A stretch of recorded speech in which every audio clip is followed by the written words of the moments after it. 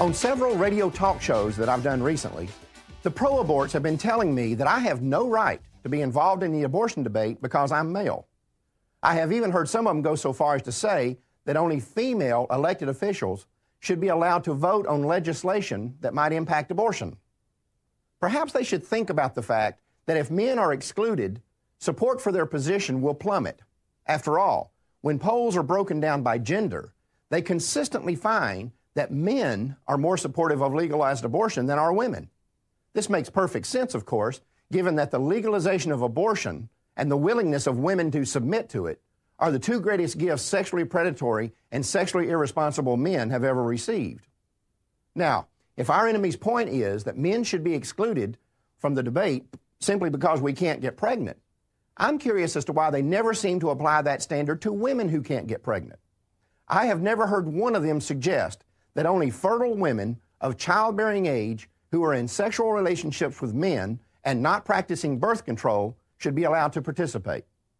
I have also noticed that the No Men Allowed gang always seems to have an exception for men who are pro-choice.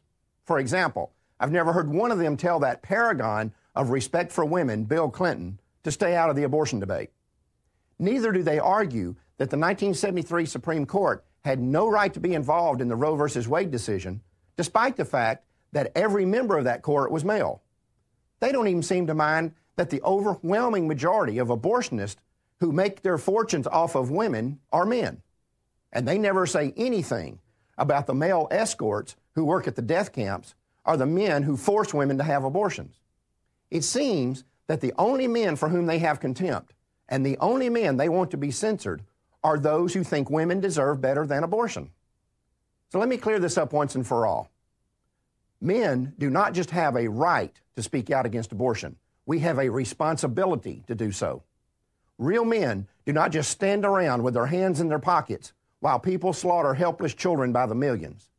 So if you're pro-choice, you might as well get used to the fact that as long as your death camps are churning out those tiny dead bodies, many of the people fighting you will be men. Deal with it.